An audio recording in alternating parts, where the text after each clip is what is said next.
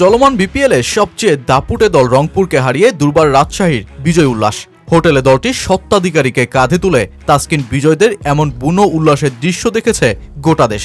অথচ রংপুরের মতন দলকে টানা হারিয়ে যেখানে মাঠের পারফরমেন্সে আলোড়ন তোলার কথা, সেখানে দুর্বার রাজশাহী বরং ডোবালো বিপিএলেরই মান সম্মান।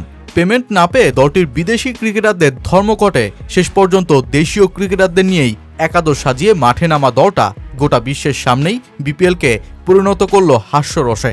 বিশ্ব গণমাধ্যমে যা রীতিমতো ছেয়ে গেছে ঝড়ের বেগে। উইজডেন, ESPN, হিন্দুস্তান টাইমস কিংবা পাকিস্তানের জিও হেডলাইন হয়েছে, তুলে ধরা হয়েছে বিদেশি ক্রিকেটারদের ম্যাচ বয়কটের গল্পটা। চলমান বিপিএলে সিলেট স্ট্রাইকার্সের ব্যাকআপ ক্রিকেটার নেই। চিটাগং কিংস পারভেজ হোসেন ইমনকে পেমেন্ট না দিয়ে বরং দলটার মালিক মিডিয়ায় বাক্য ছুড়েছেন, টাকা কি গাছে ধরে নাকি। সাথে ম্যাচ ফিক্সিং সন্দেহের লম্বা একটা লিস্ট তো ছিলই। তবে এসব বিতর্ককেই যেন এক বিন্দুতেই নিয়ে আসলো দুর্বার রাজশাহী। ক্রিকেটার এমনকি হোটেলের পেমেন্ট না দিতে পেরে হোটেলবন্দিও হতে হওয়া দলটার মালিক শফিক রহমান এবার তো বিপিএলের ইতিহাসে যা ঘটেনি তাই ঘটিয়ে বসলেন। বিদেশি ক্রিকেটারদের ধর্মঘটের সামনেই যে পড়লেন এই ফ্রাঞ্চাইজি মালিক। গতকাল সন্ধ্যায় রংপুরের বিপক্ষে রাজশাহীর দ্বিতীয় ম্যাচের আগে দলটার বিদেশি ক্রিকেটাররা ধর্মঘটে ডেকে বসেন। টাকা যেহেতু পাননি তাই ম্যাচও খেলবেন না তারা, তাই দলের সঙ্গে মাঠেও আসেননি।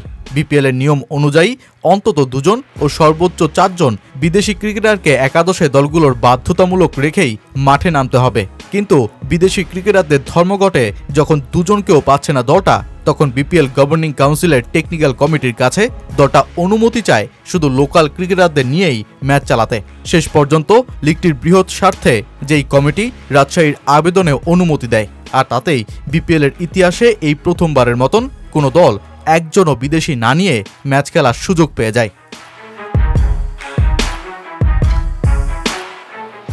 অপ্রতিরোধ্য হয়ে ওঠা রংপুরকে প্রথম দেখায় হারানো দলটা, যে ম্যাচেও প্রতিপক্ষ সেই রংপুরেরই।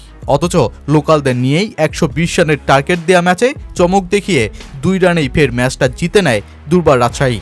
যেখানে ম্যাচ শেষে দলটার অধিনায়ক তাসকিন আহমেদকে প্রশ্নের উত্তর দেওয়ার কথা এমন ম্যাচ জয়ের অভিজ্ঞতা নিয়ে, সেখানে বরং তাসকিনকে এর পাশাপাশি জবাবটা দিতে হলো সেই দিনের নাটকীয় সব অধ্যায়ের। তাসকিন পেমেন্ট ও ম্যাচের দিন হোটেল বদলানোর বিষয়টা নিয়ে বলেছেন, দিনের শুরু থেকেই অনেক ড্রামা দেখেছি আমরা সব খেলোয়াড়।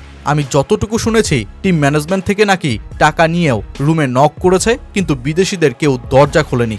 আমার জীবনেও নতুন অভিজ্ঞতা হলো ম্যাচের দিন হোটেল বদলানো। আমাদের যেটা বলা হয়েছে, আমাদের রুম বুকিং দেওয়া ছিল শেরাটনে, পরে ওয়েস্টিনে ছিলাম। ওয়েস্টিনে নাকি সব রুম বুক হয়ে গেছে, সেজন্য হোটেল বদলালাম। বোর্ড থেকেও আমাদের ফোন দিয়ে বলল, আসো খেলো। বিদেশিদের বলেছে, পেমেন্ট সমস্যা নয়, তোমরা আসো।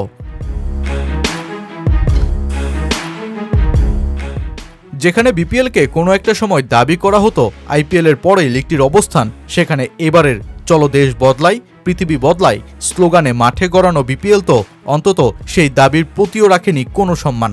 সারা বিশ্বে ছড়িয়ে পড়া লিগটির বাজে ভাবমূর্তিতে এখন এর আফটার এফেক্ট কতটা ভয়ঙ্কর হয়ে উঠতে পারে সেটাই বরং দেখার বিষয়। বিদেশিদের অনাগ্রহের পাতায় যে বেশ জোরে সোরেই লেপ্টে গেছে এবারের বিপিএলের গল্পটা।